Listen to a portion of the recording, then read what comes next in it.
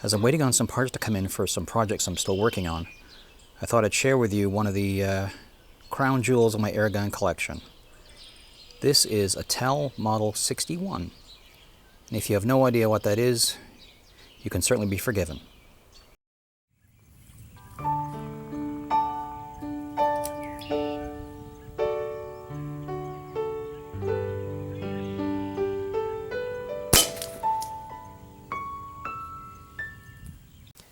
This is indeed a TEL Model 61, another 177 break barrel air rifle. This time, it's made by Waffenwerk in 1930s pre-war Germany. You'll find there's not a lot of information out there about TEL or Waffenwerk. The Wesley book makes a brief mention of them, as does the Smith Encyclopedia, and that's likely because the guns and the company were gone by the time these books were compiled in the 1950s. Waffenwerk were based in Zella-Mehlis in the Suhl region of Germany. Neighbors at that time included the famous names of Walther and Anschutz, and that becomes important later in our story. But about the only information I could find, especially since what's in the Airgun Blue Book is largely incorrect, are the period catalogs posted on the Vintage Airgun Gallery website. And reading through those, it seems obvious that the TEL gun lineup closely mirrored what Meyer and Krammelspacher were doing under their Diana name in the 1930 pre-war period. Waffenwerk had its beginnings in the 1840s, making a variety of sporting arms, rifles and shotguns. By the late 1800s, they were known for one of the best examples of what we call today the bugle spanner type of air rifle, the original Will. These were finely made, decently powerful, but mainly intended for parlor or shooting gallery sports. They were often 25 caliber smoothbore for shooting darts, but you could get rifled barrels, nickel finishes, fancy wood stocks, and other options. Bugle spanner is a fancy word meaning those guns were cocked by pulling down on their long trigger guards, which pull back pistons powered by volute springs, instead of the wire coil springs we see today. Volute springs are still in use today, but mainly in things like these garden cutters, but it gives you an idea what they look like. By the 1930s, the Oscar Will bugle spanner guns were still being made, but a more modern line of air rifles was being made under the TEL brand. These were mainly spring piston barrel cocking guns, the grandfathers of what we use today. If you do your own search on TEL air guns, you often find more information on the TEL air pistols, mainly because of their unique design that made them very petite for a spring piston pistol. And every air pistol collector would love to have one of those in the cabinet. And there was also a Mars air rifle model around the same time, designed to look like a Mauser bolt action, and that one shot round balls. But the TEL air rifle is what we're talking about today, and this is the biggest one in that lineup, the 60 series. For instance, the TEL Model 20 seems pretty similar in features to my Diana 15 youth gun, which I did a video on earlier. If you haven't watched that one, consider giving it a look. It turned out to be a more interesting project than I thought it would be. As you went up the TEL range, the 30 series were the first in the machine steel lineup. The 40 and 50 series grew in power, and the 60 series were the top of the line. They claimed up to a 45 to 50 to 65 yard range. If you think this rifle looks long and heavy, you're right. It's 1,157 millimeters long, which is 45 and a half inches or so. It weighs in at just over 3.6 kilos, which is a tad over 8 pounds. It's a beast. The barrel is 526 millimeters long, so that's 20 and a half inches. So you got some good leverage there. It was available in both 177 and 22 calibers. This one is 177, as I said. You could only get it with a rifled barrel, and the Model 60 and 61 only differed in the stock shape. The Model 60 had a straight grip stock, and this Model 61 had the English style, as they called it.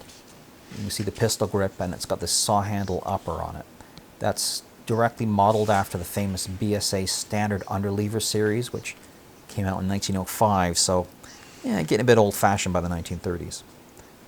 There was a Model 62, which was pretty much the same thing, but it likely had a rounded upper grip, and I can't find any pictures of that version, so I'm not sure. And the Model 63 looked like an attempt to modernize the TEL lineup by putting this same mechanism into a 3/4 length wood stock. You'll notice this one has no wood ahead of the trigger. Like the old BSA gun, this forend is solid metal, and as this is a barrel cocking design, that hefty metal piece is the cocking lever, which connects the barrel to the piston. I've had this gun for a few months now. I'm getting happier with its condition. When it arrived, I discovered the stock was barely hanging onto the trigger guard. A chunk of rubber goop had been put in place of some wood that had cracked away. The bent sheet metal trigger guard wasn't original to the gun. TEL Model 61s had lovely machined steel guards to make a strong connection between the stock and the piston tube. Pretty much a structural piece that the lightweight guard wasn't cutting it. So I cut away the damaged wood in the stock, and I glued in a fitted walnut patch. I'm pretty happy with that. I also fabricated a new trigger guard the hard way by drilling, cutting, and filing away on a 12mm thick piece of steel until I was pleased with what was left. I hope you like it as much as I do.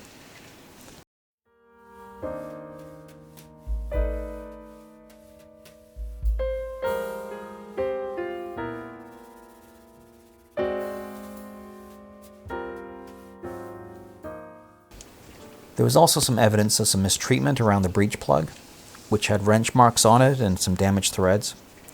It took a pair of wooden blocks epoxy to the metal and clamped to my vise to finally be able to unscrew the breech plug from the piston tube. I used some valve compound and helped smooth out those threads so I could take it apart and put it back together any easier now. I also polished and refinished the breech plug. It's not perfect, but it's a lot better than what I started out with.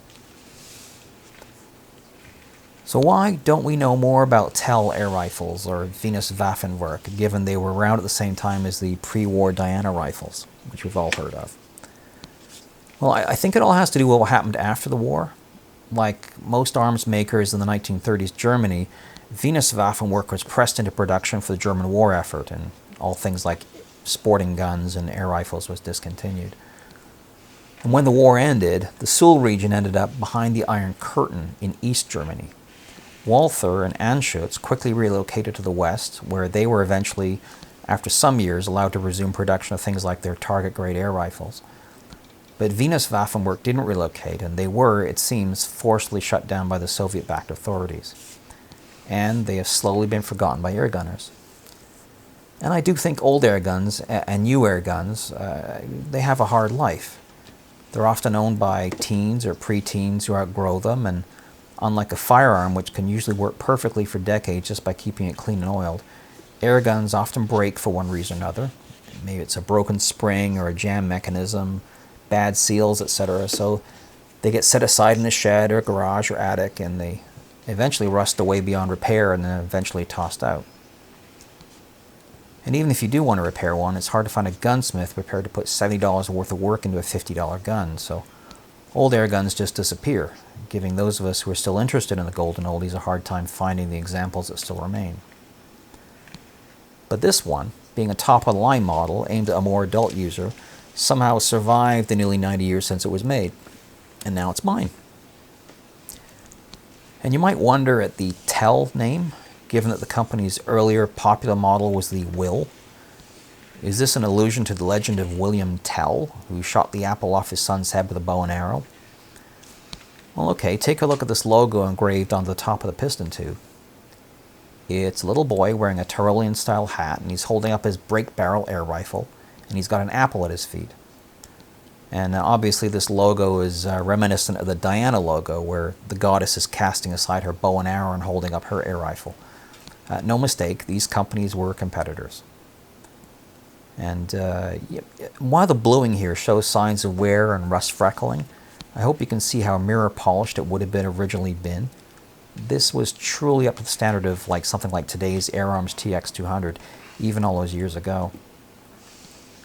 And the other repair, well, not really repair, is how I ended up making a new rear sight for this gun. I'll talk about that later when I take the gun apart to show you how it was made and how nicely it was done in the 1930s, some 90 years ago.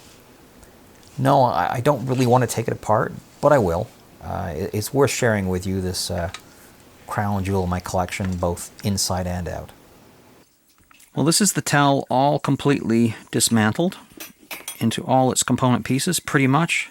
About the only thing I haven't taken out is the rear sight block here, as I've tapped that in with a brass shim underneath it to make sure it's nice and tight now. It was a bit loose. First time I took it to the range, I discovered this thing was moving back and forth a bit, and my shots are going a little bit wild. And the other problem I had was it was shooting really low, surprisingly low. Kind of hard to get it on target. So my solution to that, as I had the rear sight jacked up as far as it could go and it was still shooting a bit low, I've made a taller rear sight blade. This one would sit flush. This one sit flush down there. This one is now up higher to start, and it'll go higher than that if I need to. Rather unusual to have a gun shoot low. Quite often they'll shoot a bit high. You can always aim at the bottom of a target, knowing you'll hit the middle. Like aim at the bottom of a pop can, you'll hit the middle of the pop can. In this instance, you'd have to shoot over the top of the pop can or aim over the top to hit it. A little unusual. This barrel here, nice chunky piece. It's 525 millimeters in length. That's 20.5 inches. It's not super long, but gives a nice long lever to cock this big spring.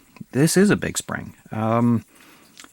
It's 230 millimeters long, and it is 21.3 millimeters in diameter, and the wire is 3.25 millimeters in thickness. By comparison, this is the spring that I could not fit into my Slavia because it was a little bit too thick on the inside. Yeah, this is a big spring. Big boy.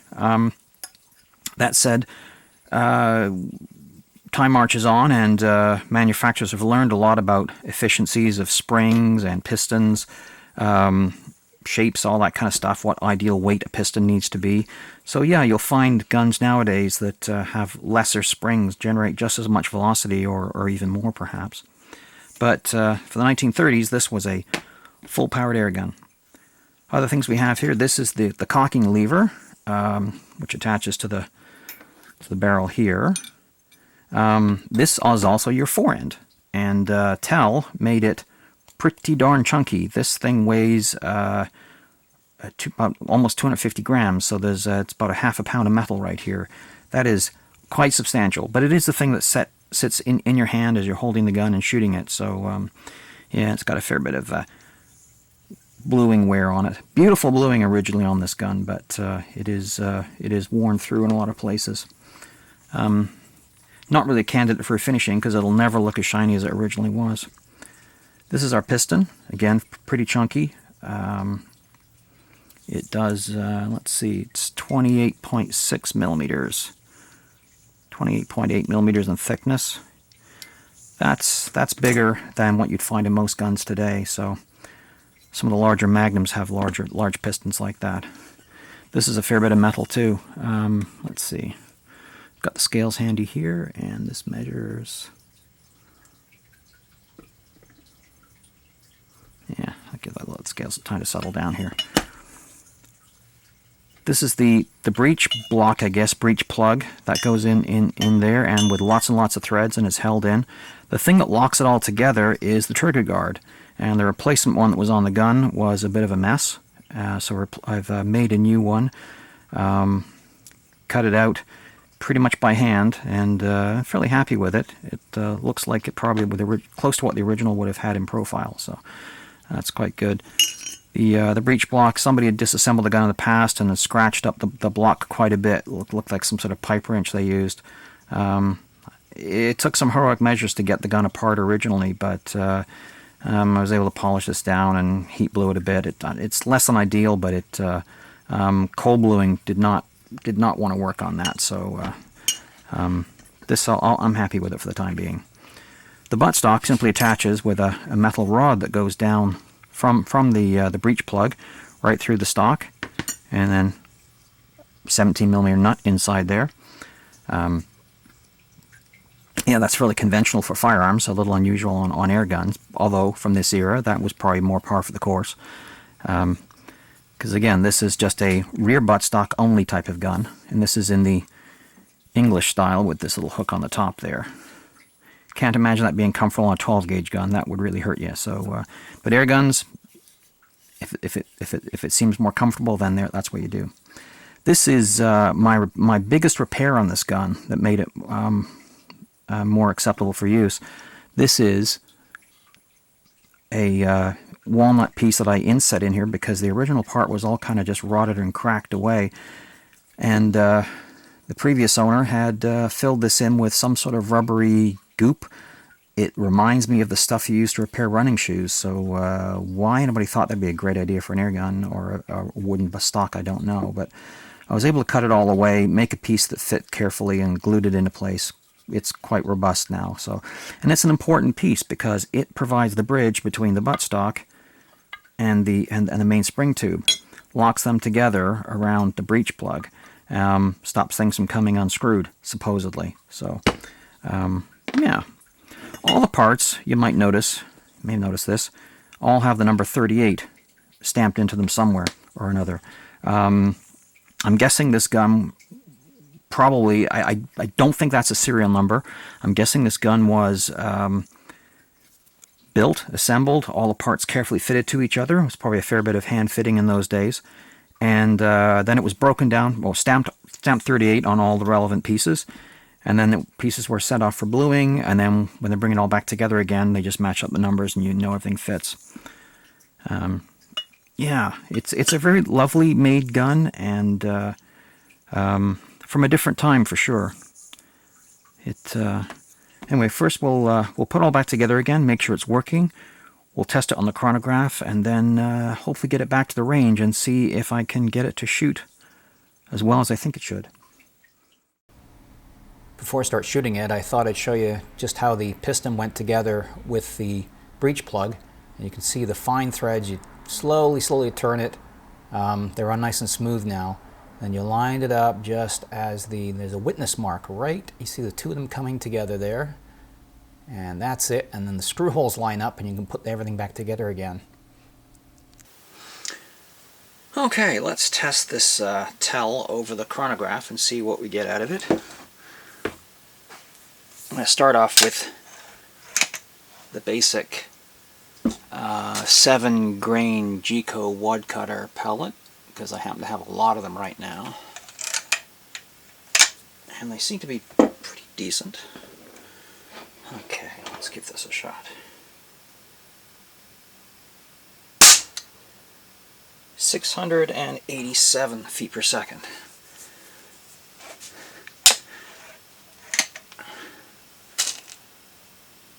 That's pretty good for an old gun like this. There wouldn't have been many air guns around at that time that could do this. 674. Obviously the more serious BSAs and Webleys were in that league, and the bigger Dianas, and not a lot of else.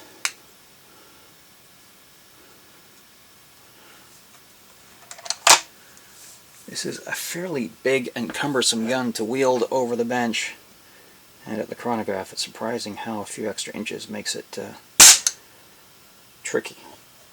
697 with that one. I think that's the fastest I've ever seen this thing go.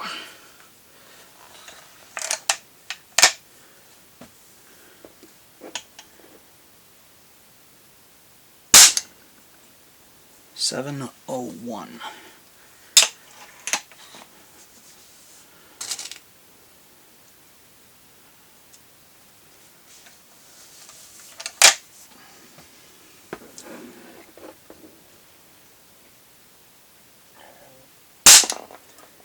It's 5 shot, 707. Seems to be picking up speed, doesn't it?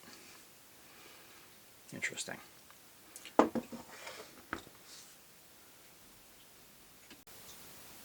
Okay, pause for a second there so I could change the battery on the little camera beside the chronograph. Okay, I'm going to keep going now. And this time, I'm going to switch over to the heavier JSB Stratton pointed pellet. These are 8.26 grain, so they're a good bit heavier than the lightweight wad cutter I just tried. 667. So that slows it down a bit. Let's see if it improves consistency or makes it worse.